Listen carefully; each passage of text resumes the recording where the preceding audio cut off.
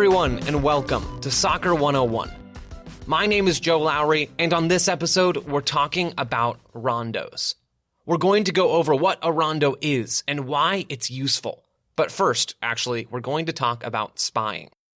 Back in December of 2018, Werder Bremen and Hoffenheim were preparing to face off in a midweek Bundesliga game.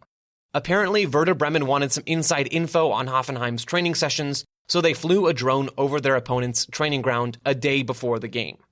Hoffenheim saw the drone, which really isn't all that surprising. It really doesn't feel like flying a drone directly over a bunch of grass fields is the most subtle way to acquire some inside info, but I digress. Hoffenheim saw the drone, reported it, Werder Bremen got in a little trouble, and then issued a half-hearted apology and moved on. I wanted to start with this spying story because, number one, I think it's funny. But number two, I think it's fun to imagine what the Werder Bremen drone actually saw. It probably saw some players putting their gear on before training. It probably saw coaches going over the structure of that day's session. And I bet you it saw a rondo or two. During his time coaching Hoffenheim, young Julian Nagelsmann used rondos as a part of his regular rotation of training exercises. Now in charge of RB Leipzig, Nagelsmann still uses them in training. Not that I'm advocating for snooping, mind you, but if you flew drones over Leipzig's training ground now, or Barcelona's training ground, or Manchester City's, or Liverpool's, you would see a lot of rondos. Even if you look at some non-professional soccer practices, you'd see rondos. I've seen them done by youth soccer teams, elite youth clubs, and middle-of-the-road college programs.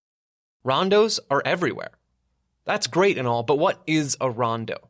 Well, a rondo is a soccer drill where a group of offensive players stand in a circle, surrounding a couple of defensive players. The offensive players are trying to pass the ball to each other, keeping it away from the defensive players. And the defensive players are trying to work together to win the ball back from the offensive players. Because the drill is held in a pretty tight circular area, the offensive team is given more players than the defensive team. It might be 3 versus 1, or 5 versus 2, or 6 versus 3. The ratio is pretty flexible. So if you imagine a 5v2 rondo in your head, you've got 5 players forming the circle. Those are the players in possession. Then you've got 2 players in the middle of the circle. Those are the defensive players. The 5 players on the outside want to keep the ball, passing it as many times as they can, or getting to a specific passing goal before they lose possession. Now, what happens if a player on the offensive team messes up and plays a sloppy pass or takes a heavy touch and gives the ball away to one of the defensive players? Well, the player who lost the ball moves into the middle and is replaced in the circle by the defender who won the ball. It's a cutthroat world out there, huh? Okay, so now we know what a rondo looks like. And we also know that a lot of teams use rondos in their training sessions. But we don't know why. Why are rondos useful? We'll get to that in just a moment. But first, I wanted to let you know that this episode of Soccer 101 is brought to you by ExpressVPN. Whether you're a supporter of the Red Devils, Blues, Citizens, Hammers, or Gunners, the easiest way to watch all English Premier League action this season is with ExpressVPN. Not only that, but ExpressVPN lets anyone in the world get the cheapest EPL subscription on the market. Instead of paying for an expensive cable package, you can watch all live EPL games and full replays for less than £4 a month on Peacock Premium. The catch? It's only available from the United States. So, for our British listeners or anyone outside the United States, that's where ExpressVPN comes in. It lets you change your online location to a country of your choice so you can access content that's otherwise locked in your region. You'll get access to all 380 of this season's EPL games, plus hundreds of shows like Saturday Night Live, American Ninja Warrior, and Peacock originals like Brave New World. Just fire up ExpressVPN, connect to the United States, subscribe to Peacock Premium, and watch. Go to expressvpn.com/soccer to get an extra 3 months of ExpressVPN free on a 1-year package. And this goes for everyone, not just our international listeners. expressvpn.com/soccer for 3 months free. Again, that's expressvpn.com/soccer. Thank you very much to ExpressVPN for sponsoring this episode of Soccer 101. Now, let's get back to rondos. At this point, we know what rondos are. Now the question we're asking is, why are they useful? As much as I would love to answer that question, I'm not going to. Instead, I'm going to let one of the most influential figures in the history of soccer answer it. Johan Cruyff, over to you. Well, sorry, it's still going to be me talking because I'm the one reading the Cruyff quote, but you could pretend that it's him. I don't know, that might work. Anyway, everything that goes on in a match except shooting you can do in a rondo, Cruyff said. Then he starts listing things that a rondo can teach players. Things like the competitive aspect, fighting to make space, what to do in possession, and what to do when you haven't got the ball, how to play one-touch soccer, how to counteract the tight marking, and how to win the ball back. It's a pretty long list. A rondo is a microcosm of a soccer game. What happens in a soccer game? On a macro level, one team has the ball, and they try to find space so that they can keep the ball and eventually move towards the goal. While that's happening, the other team doesn't have the ball, and they try to limit the attacking team's space and eventually win possession. Those same two things happen in a rondo. One group of players has the ball, the other wants the ball. One group is trying to exploit space, the other is trying to limit space. Everything that goes on in a match except shooting, you can do in a rondo. And because rondos are held in tight areas and not on a giant field, they force players to do everything at high speeds. For the players forming the circle, decision-making has to be quick. They have to know what to do with the ball before it comes to them. And once the ball does come, the touches have to be crisp and the passes have to be sharp. Otherwise, someone's going in the middle. Today, a lot of teams like to pass the ball out of the back, even when they're under pressure. To do that, you need players who can make quick decisions and play quality passes.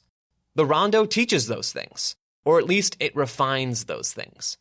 On top of playing out of the back, right now a lot of teams use off-ball rotations when they're in possession. The right back might tuck inside, and the right midfielder might shift outside.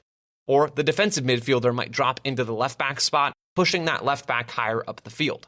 Because players often occupy a bunch of different positions on the field over the course of a game, they need to be able to contribute on the ball in those different spaces. Rondos can teach that too.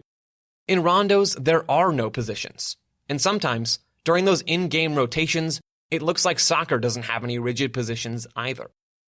It's really no surprise that Johan Cruyff was one of the biggest proponents of the rondo.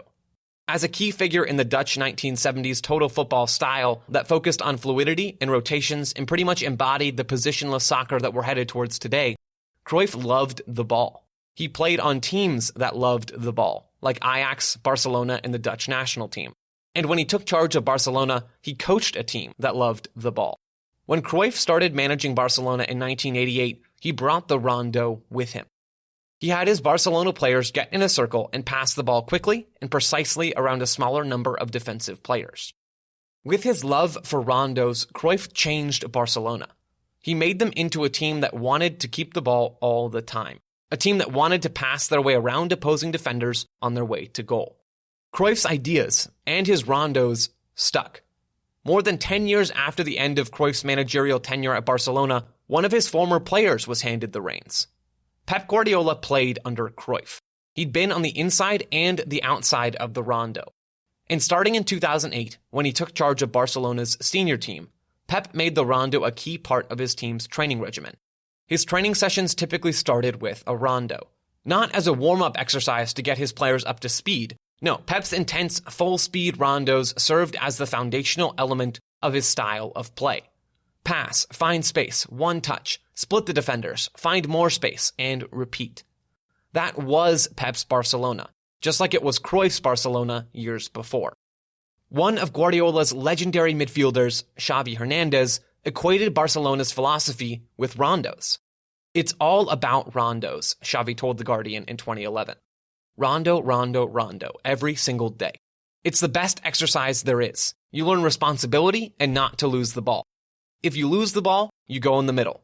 Bum, bum, bum, bum. Always one touch. Now at Manchester City, Pep Guardiola still uses rondos that require a lot of technical ability from his players.